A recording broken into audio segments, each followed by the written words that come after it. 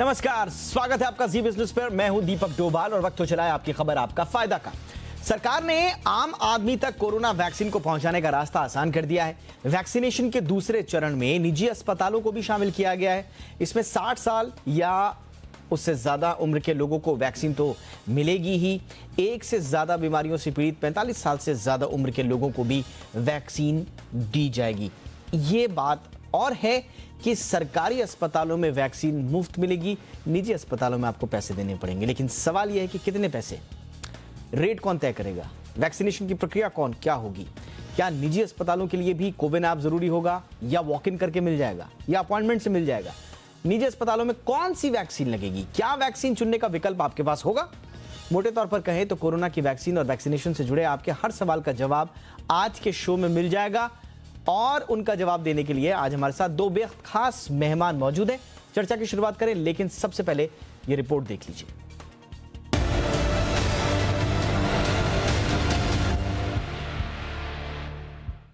Private केंद्रों पर, hospitals में ये टीकाकरण होगा। देश में कोरोना के बढ़ते प्रकोप और नए नए स्ट्रेन के सामने आने के बीच सरकार का ये वो बयान है जिसने कोरोना के खिलाफ बनी संजीवनी यानी वैक्सीन तक आम आदमी के पहुंचने का रास्ता बना दिया है। सरकार 1 मार्च से कोरोना वैक्सीनेशन का दूसरा चरण शुरू कर रही है, जिसमें वैक्सीनेशन सरकारी अस्पतालों के साथ साथ निजी अस्पतालों में भी होगा। 60 साल या ज्यादा उम्र के लोग ये तय कर सकते हैं कि उन्हें वैक्सीन कहां जाकर लगवानी है। उनके पास सरकारी अस्पतालों के अलावा निजी अस्पतालों में जाने का विकल्प भी होगा। ये बात और है कि सरकारी अस्पतालों में वैक्सीन फ्री में लगेगी, वहीं निजी अस्पतालों में उसके लिए पैसे देने होंगे। ये रकम कितनी होगी अभी साफ नहीं है, क्योंकि सरकार ने अभी तक वैक्सीन की कीमत तय नहीं की है। लेकिन जानकार बताते हैं कि कोविशील्ड के डोज की कीमत 300 से 400 रुपए हो सकती है, लेकिन कोवैक्सीन की एक डोज के लिए कुछ ज्यादा देना पड़ सकता है। वहीं एक से ज्यादा बीमारियों से पीड़ित 45 साल से ज्यादा उम्र के लोग भी वैक्सीन लगवा पाएंगे। हालांकि सरकार जल्द ही बीमारियों की लिस्ट भी जारी करेगी, जिससे चुनाव आसान हो जाएगा। आयुष्मान भारत के संबद्ध जो अस्पताल हैं, उन सबको शामिल किया जाएगा। उसके साथ साथ जो CGHS के अस्पताल हैं, उनको भी हमने शामिल किया है। तो इस प्रकार से करीब 12,000 प्राइवेट और 12,000 सरकारी जो केंद्र हैं, वो करीब 24,000 की संख्या इन लोगों की होगी, इन स्थानों की। कोरोना वैक्सीनेशन पर सरकार की तैयारियों की अगर बात करें तो दूसरे चरण में 12,000 सरकारी अस्पतालों में लोगों को वैक्सीन दी जाएगी। वहीं 12,000 निजी अस्पतालों में भी कोरोना की वैक्सीन लगेगी। सरकार ने दूसरे चरण में रोजाना 50,000 से 60,000 लोगों को वैक्सीन देने का लक्ष्य बनाया है। मोबाइल के जरिए रजिस्ट्रेशन किया जा सकता है। ये लोग रजिस्टर्ड कैटेगरी में आएंगे, जबकि खुद हॉस्पिटल जाकर यानी वॉक इन के जरिए टीका लगवाने वाले अनरजिस्टर्ड कैटेगरी के होंगे। अभी तक की दी जानकारी के बाद आपके मन में एक सवाल जरूर उठ रहा होगा कि वैक्सीनेशन के लिए आप कैसे रजिस्ट्रेशन करवा सकते हैं। तो चलिए आपके इस सवाल का जवाब भी देने की कोशिश करते हैं। सरकार कहती है कि वैक्सीनेशन के लिए कोविन ऐप के जरिए रजिस्ट्रेशन करवाना जरूरी होगा। रजिस्ट्रेशन के बाद आपके मोबाइल नंबर पर SMS भेजा जाएगा, जिसमें वैक्सीन लगाने की तारीख, जगह और समय के बारे में जानकारी दी जाएगी। साथ ही आरोग्य सेतु ऐप पर आपका सेल्फ असेसमेंट भी जरूरी होगा। वैक्सीनेशन के समय आपकी पहचान के लिए आपको आई कार्ड भी रखना होगा। आप अपनी ID के तौर पर Aadhaar card, driving licence, voter ID card, passport, PAN card दिखा सकते हैं। साथ ही जॉब कार्ड, मनरेगा कार्ड और हेल्थ इंश्योरेंस स्मार्ट कार्ड भी ID के तौर पर मान्य होंगे। इसके अलावा MP, MLA और MLC के जारी किए गए आधिकारिक ID कार्ड भी मान्य होंगे। कोरोना वैक्सीनेशन के दूसरे चरण में प्राइवेट अस्पतालों की मदद से वैक्सीनेशन प्रोसेस में अच्छी तेजी आने की उम्मीद की जा रही है। ये ठीक वैसा ही कदम साबित हो सकता है जैसे कोरोना काल में टेस्टिंग के लिए प्राइवेट पार्टीज की मदद से टेस्टिंग में जबरदस्त उछाल देखने को मिला था। ब्यूरो रिपोर्ट, जी मीडिया। तो सेकेंड फेज के वैक्सीनेशन को लेकर और 60+ लोगों का जो वैक्सीनेशन होने वाला है, उसको लेकर कोई भी कंफ्यूजन अगर आपके दिल में है तो आप हमें हैशटैग आपकी खबर आपका फायदा के जरिए अपना सवाल जरूर पूछ सकते हैं। हमारे साथ दो खास मेहमान हैं। चर्चा की शुरुआत करते हैं इंट्रोडक्शन के साथ आज के मेहमानों का। हमारे साथ हैं समीर भाटी साहब, जो कि मेंबर हैं कोविड वैक्सीन कमेटी दिल्ली के। भाटी साहब, बहुत बहुत स्वागत है आपका हमारे शो पर। और हमारे साथ हैं डॉक्टर सुनीला गर्ग, डायरेक्टर हैं कम्युनिटी मेडिसिन डिपार्टमेंट, मौलाना आज़ाद मेडिकल कॉलेज की। डॉक्टर गर्ग, गुड इवनिंग, बहुत बहुत स्वागत है मैम आपका हमारे शो पर। समीर भाटी सर, आपसे ही चर्चा की शुरुआत करते हैं। प्राइवेट अस्पतालों में, यानी कि प्राइवेट सेंटर्स में वैक्सीनेशन का ये जो फैसला लिया है सरकार ने, ये कितना इंपॉर्टेंट है और वैक्सीनेशन की प्रोसेस में कितनी तेजी आएगी इससे? जी बिल्कुल। देखिए, अभी एक राइट टाइम है जिस टाइम हमें जो इम्यूनाइजेशन वाला प्रोग्राम है, जो वैक्सीनेशन वाली ड्राइव है, इसको स्पीड अप करना बहुत ज़रूरी है। अभी आप फिलहाल देखेंगे कि कुछ राज्यों में जिस तरह से नंबर भी स्पाइक हो रहे हैं, तो इस समय ज़्यादा ज़रूरी है कि क्योंकि अभी तो लोग भी इंक्वायरी कर रहे हैं कि हमें वैक्सीन लगवाना है। इनिशियली चलिए हेल्थ केयर वर्कर्स के लिए और इनके लिए तो हमने बना दी थी पॉलिसीज़, जो बनी हुई है, चल रही है वो ड्राइव, फ्रंटलाइन वर्कर्स के लिए भी चल रही है, पर जो हमारा कोमॉर्बिड ग्रुप है वो भी उतना ही, और जो हमारा वनरेबल ग्रुप है उनके लिए भी वैक्सीन होना बहुत ज़्यादा ज़रूरी है। और अभी जिस तरह से जो स्पाइक भी आ रहा है कुछ जगह, तो इस टाइम लोग भी ज़्यादा पार्टिसिपेट करेंगे वैक्सीनेशन ड्राइव में। जैसा कि हम बात कर रहे थे, इनिशियली फर्स्ट फेज के अंदर थोड़ा जो हेजिटेंसी था, अब करीबन 1.5 महीना हो चुका है, उससे ज़्यादा समय हो गया है, तो जो हेजिटेंसी थी वो भी ख़त्म हो गई है। तो इसलिए ये वाली जो ड्राइव है, हमारी सेकेंड ड्राइव है, काफ़ी जो है हद तक सक्सेसफुल रहेगी। हाँ, इसके अंदर आप जो बात कर रहे हैं प्राइवेट हॉस्पिटल्स का, डेफिनेटली प्राइवेट हॉस्पिटल्स का रोल बहुत इंपॉर्टेंट रहेगा कि जैसा अभी आपने भी दिखाया कि जिस टाइम कोविड के टाइम जो था, टेस्टिंग से लेकर और ट्रीटमेंट तक प्राइवेट जो है आपके सेक्टर, उसका काफ़ी महत्वपूर्ण योगदान रहा, काफ़ी महत्वपूर्ण रोल रहा पेंडेमिक को कंट्रोल करने के लिए। तो इसी तरह से जो वैक्सीनेशन ड्राइव है, इसके अंदर भी प्राइवेट का काफ़ी हद तक बहुत ही एक महत्वपूर्ण रोल रहेगा। ओके, डॉक्टर गर्ग, आपसे मैं थोड़ा समझना चाहूँगा कि लक्ष्य फिलहाल कितना रखा गया है, क्योंकि रिपोर्ट्स बता रही हैं कि 50 to 60,000 पर डे ये फिलहाल लक्ष्य है सेकेंड उसमें। क्या आपको लगता है कि ये एक रियलिस्टिक अप्रोच है? और जिस तरह की आबादी हमारे देश में और जो वल्नरेबल ग्रुप 60 प्लस का है, प्लस कोमॉर्बिड ग्रुप 45 प्लस का, इनकी संख्या को देखते हुए क्या आपको लगता है कि ये जो लक्ष्य रखा गया है इसको थोड़ा सा बढ़ाने की आवश्यकता थी? पहले तो आपको समझना पड़ेगा कि ये हमारी स्लो और कंसिस्टेंट इंक्रीज होगी। मतलब जैसे हमने पहले फेज में भी यही किया था कि हमने पहले कुछ सेंटर्स को तैयार किया था और उसमें अपनी प्रिपेयर्डनेस को देखते हुए ग्रेजुअली हमने उसको बढ़ाया था। तो इस तरह से हम ग्रेजुअली अपने सेंटर्स को पब्लिक और प्राइवेट सेक्टर दोनों में ही बढ़ाएंगे। और अल्टीमेटली लॉन्ग टर्म में आप नेशनल लेवल पे देखेंगे तो लगभग हमारा नंबर जो है वो 1 लाख तक जाएगा। और इसमें हमारी दोनों प्राइवेट और गवर्नमेंट सेक्टर दोनों की भूमिका बहुत अहम रहेगी। और आप देखेंगे कि फ़ेज़ 1 में भी हमने प्राइवेट सेक्टर को इन्वॉल्व किया था, उनकी फैसिलिटीज़ यूज़ की थी, उनके वर्कर्स को भी ट्रेन किया था और ग्रेजुअली हमने इनको प्रिपेयर किया। आप देखेंगे कई राउंड्स ऑफ ड्राई रन भी हुए थे इसमें। तो प्रिपेयर्डनेस बहुत ज़रूरी है कोई भी वैक्सीन के लिए। एंड देन अगेन, क्योंकि अब हम कॉमन पर्सन तक जा रहे हैं, यानी कि we are going to individuals जो कि 60 साल से ऊपर हैं और 45 साल से ऊपर जो कि कोमॉर्बिड लोग हैं। तो इसके लिए बेसिकली हम डॉक्टर साहब ने जैसे बात की कि वैक्सीन हेजिटेंसी ग्रेजुअली हमारी दूर हो रही है, परंतु हमें धीरे धीरे देखना पड़ेगा। जब हम आम जनता तक जाएंगे उसमें भी हमें कुछ issues related to vaccine hesitancy भी एड्रेस करनी पड़ेगी। कुछ इश्यूज वो भी एड्रेस करने पड़ेंगे कि वो बूथ तक कैसे पहुंच पाएंगे, क्योंकि इसमें 60 से 70 से 80 बेसिकली इंडिविजुअल 60 एंड अबव हैं। एंड ज़्यादातर ये इंडिविजुअल्स भी हमारे डायबिटिक, हाइपरटेंसिव या फिर कार्डियोवास्कुलर डिजीज़ से सफ़र कर रहे होंगे, कुछ स्ट्रोक वाले होंगे।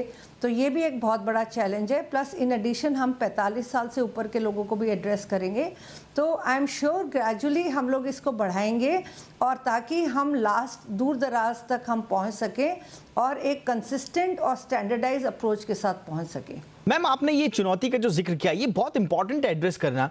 भाटी साहब, इस पर क्या सरकार ने कोई नीति बनाई है कि एक्चुअल में ये जो वल्नरेबल ग्रुप है 60 प्लस का और प्लस कोमॉर्बिड, जाहिर सी बात है संवेदनशील ग्रुप है, स्वस्थ उतने तरीके से नहीं होता है जैसे एक आम आदमी होता है जो अपने साधनों से सेंटर्स तक आ पाए। तो ऐसे लोगों को सेंटर्स तक लाना, उसके लिए प्रेरित करना, उन्होंने सुरक्षित तरीके से पहुंचाकर, सुरक्षित तरीके से वैक्सीन देकर उनके भरोसे को जगाना, ये कैसे सुनिश्चित किया जाएगा?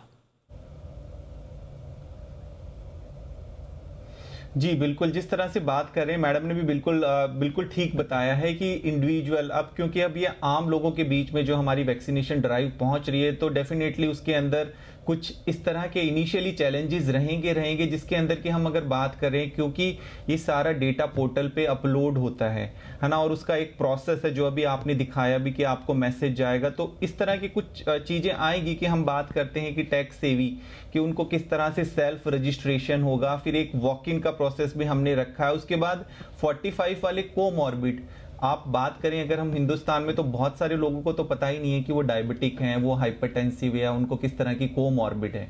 तो ये कुछ चीजें हैं जो डेफिनेटली चैलेंजेस रहेंगी। अगर हम बात करें तो 10 में से 1 लोग को डायबिटीज मिलेगी, 10 में से 3 लोग हाइपरटेंसिव होंगे जिनको पता भी नहीं है ना। तो ये वाली चीजें डेफिनेटली थोड़ा इनिशियली लेवल के अंदर चीजें चैलेंजेस रहेगा हाँ, पर जैसा कि जो बिल्कुल क्लियर है, जैसा कि हम वोटर लिस्ट से जो हमारा एक एज ग्रुप सर्टेन जो हमारा 60 से अबव वाला है, वो तो बिल्कुल एक क्लियर है जी। कि वो तो हम शुरू कर ही सकते हैं, और उसके अलावा 45 के बाद जो कोमॉर्बिड है उसको लेके थोड़े से इस तरह के इनिशियली चैलेंजेस रहेंगे बट डॉक्टर गए वो प्रैक्टिकल चैलेंजेस है जी भाटी साहब, टाइम के साथ साथ वो चीजें भी सॉर्ट आउट होंगी। ठीक है भाटी साहब। डॉक्टर गर, एक जो कंफ्यूजन है लोगों में, खासकर जो कोमॉर्बिड ग्रुप वाला है 45 प्लस का, जैसा कि भाटी जी बता रहे हैं कि आधे से ज़्यादा लोगों को तो पता ही नहीं होगा कि उनको क्या प्रॉब्लम है।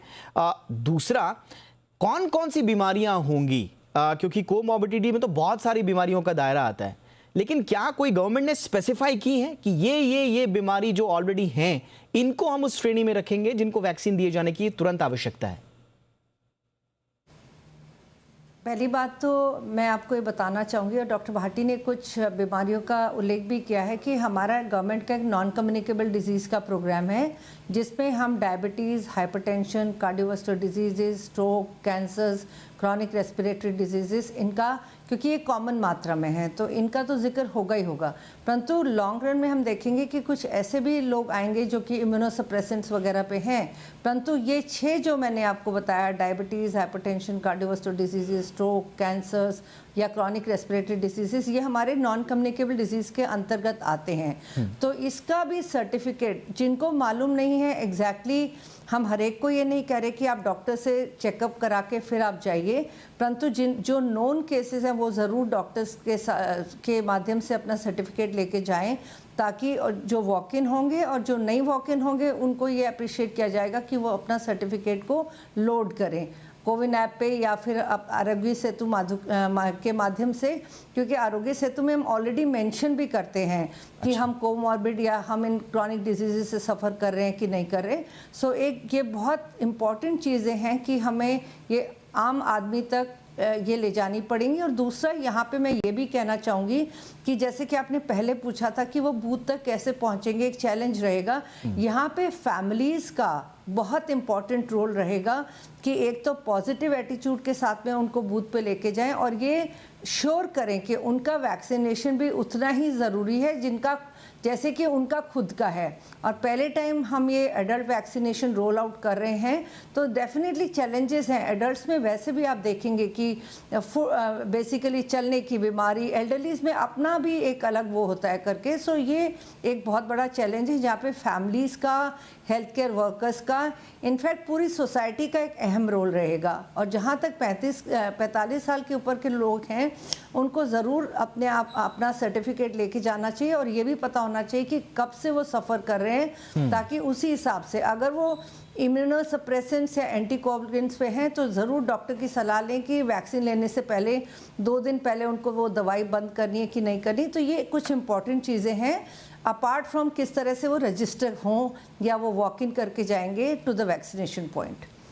आपका ये स्टेटमेंट काफ़ी हेल्प करेगा आई एम श्योर लोगों को जो ये थोड़ा सा कंफ्यूजन में थे कि कोमॉर्बिडिटी के दायरे में कौन कौन सी बीमारी है, किसको लगेगा नहीं लगेगा। तो मुझे लगता है थोड़ा सा कंफ्यूजन आज जो है डॉक्टर गर्ग भी क्लियर कर रही हैं और डॉक्टर भाटी भी क्लियर कर रहे हैं। तो 1 मार्च से शुरू हो रहा है वैक्सीनेशन का दूसरा चरण और इसमें 60+ साल से ऊपर के उम्रदराज लोग और साथ ही साथ 45 साल से उम्र के कोमॉर्बिड जो ग्रुप है, यानी कि जिनको पहले से कोई गंभीर बीमारी है, इन दोनों ग्रुप्स को शामिल किया जाएगा। अब उसको लेकर बहुत सारे कंफ्यूजन आज हम दूर कर रहे हैं लोगों के मन में। डॉक्टर भाटी, सवाल जो ब्रेक से पहले था, जो लोग सोशल मीडिया पर पूछ रहे हैं कि एक परिवार में 2 बुजुर्ग हैं 60 साल से ऊपर के, तो उनके लिए प्रक्रिया क्या होगी? एक ही ऐप से, एक ही फोन से हो जाएगा? अलग अलग फोन से अलग अलग रजिस्ट्रेशन करना होगा? देखिए, फिलहाल जो प्रेजेंटली हम हेल्थ केयर वर्कर्स की बात कर रहे थे, तो हेल्थ केयर वर्कर्स में भी जिस तरह से एक फैमिलीज के अंदर 2 डॉक्टर या 2 हेल्थ केयर वर्कर्स, तो हम अपना डेटा उसी तरह से अपलोड कर रहे थे, है ना। एक फैमिलीज के अंदर 2 भी लोग थे हेल्थ केयर वर्कर्स। उसके बाद उनकी आईडी डिफरेंट आईडी, जो भी हम आईडी प्रेजेंट कर रहे थे, और एक रजिस्टर्ड मोबाइल नंबर डिफरेंट दोनों का, क्योंकि जब वैक्सीनेशन सेंटर पे जाते हैं तो वो एक आपका जो डिफरेंट मोबाइल नंबर है जिसके ऊपर आपको मैसेज जाता है, एक रजिस्टर्ड मोबाइल नंबर और एक आपकी आईडी, उससे उनको फिर ट्रैक किया जाता है। तो इसी तरह का कुछ प्रोसेस, एसओपीज जो हमारा आप पूछ रहे हैं, उसके अंदर भी इसी तरह की कुछ एसओपी। तो मुझे लगता है कि 2 ऑप्शन है, या तो एक मोबाइल में जब आप 2 बार रजिस्ट्रेशन करेंगे तो अलग अलग रजिस्टर्ड नंबर जब मांगा जाता है तो अलग अलग रजिस्टर्ड नंबर आप डाल सकते हैं, या 2 अलग अलग फोन आपको रखने पड़ेंगे। तो मुझे लगता है इनिशियली फिलहाल यही बात उभर कर सामने आ रही है। दूसरा सवाल जो आ रहा है डॉक्टर गर्ग, वो ये है कि प्राइवेट हॉस्पिटल्स में चार्जेस क्या होंगे, ये कैसे तय होगा? पहली बात तो मैं ये कहना चाहूँगी कि जो कॉर्पोरेट सेक्टर का या प्राइवेट सेक्टर का इन्वॉल्वमेंट हुआ है वो इस पे हुआ है कि कॉर्पोरेट सेक्टर जो है it has risen up to the occasion कि हम लोग भी गवर्नमेंट के साथ में जुड़ना चाहते हैं। ये कोई हमारा प्रॉफिटेबल वो नहीं है, परंतु ये एक राष्ट्रीय आपदा है जिससे कि प्राइवेट सेक्टर जुड़ना चाहता है। तो इसमें जो कॉस्ट है, प्रॉफिट का मुद्दा नहीं है, इसमें ये है कि किस तरह से हमें लास्ट माइल तक पहुंच के वैक्सीनेशन कराना है। तो वैक्सीनेशन की कॉस्ट जो है लगभग 300 से 400 रुपये रहेगी with regard to Covishield and little higher with regard to Covaxin.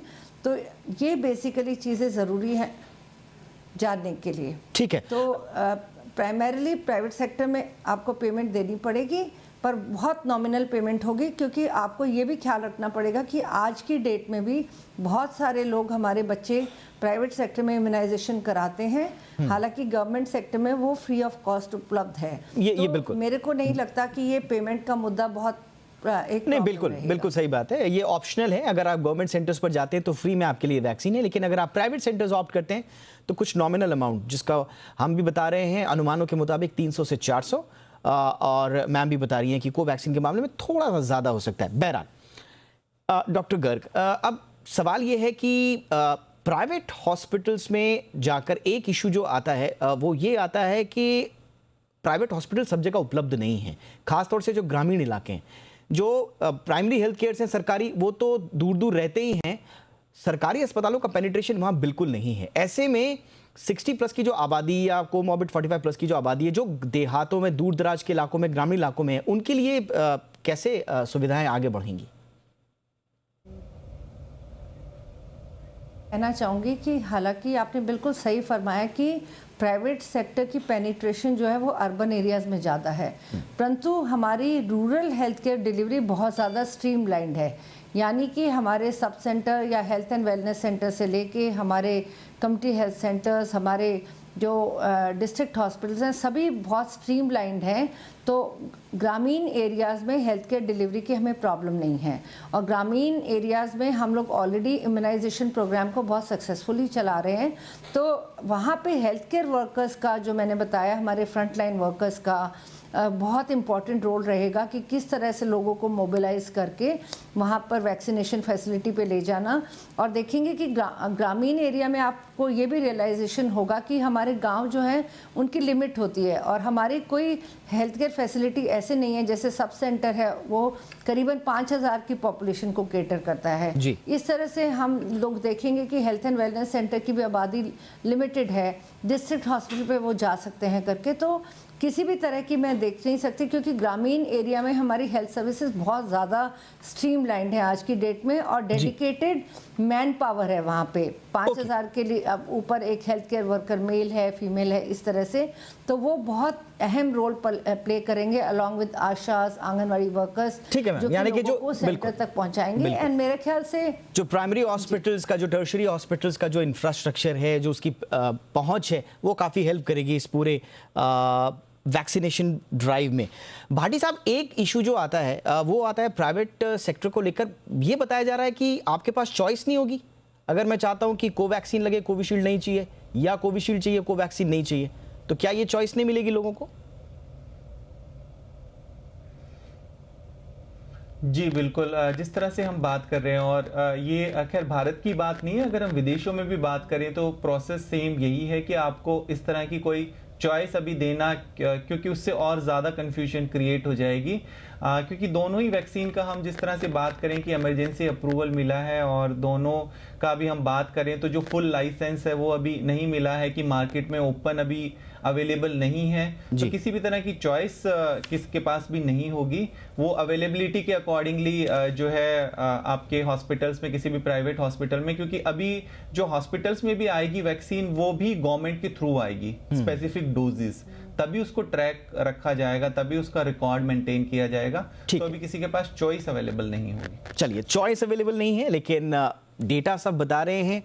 Efficacy को लेकर सवाल जरूर उठे हैं, लेकिन अभी तक जितनी भी रिपोर्ट्स आ रही हैं, दोनों वैक्सीन सेफ हैं। सरकार की ओर से, संस्थाओं की ओर से यही कहा जा रहा है, इसलिए हेजिटेंसी वाली कोई बात फिलहाल लगती नजर नहीं आ रही है। लेकिन इंपॉर्टेंट ये है कि वैक्सीनेशन लगे। अब कोवैक्सीन लगे, कोविशील्ड लगे, या आने वाले समय में हो सकता है 2-4 और वैक्सीन को मंजूरी मिल जाए। तो इंपॉर्टेंट ये है कि वैक्सीनेशन हो, किस ब्रांड का हो, किस कंपनी का हो, ये बात सेकेंडरी है। बहरहाल ये वैक्सीनेशन ड्राइव अच्छा हो और तेज हो, और प्राइवेट सेक्टर के आने के बाद इसमें और थोड़ा सा तेजी आए, यही उम्मीद करते हैं। आप दोनों का बहुत बहुत शुक्रिया, thank you so much. Doctor Bhati आपका, डॉक्टर गर्ग आपका भी बहुत बहुत शुक्रिया हमारे लिए वक्त निकालने के लिए, थैंक यू सो मच। इसी के साथ आपकी खबर आपका फायदा में इतना ही, इजाजत दें, देखते रहें जी बिजनेस। नमस्कार।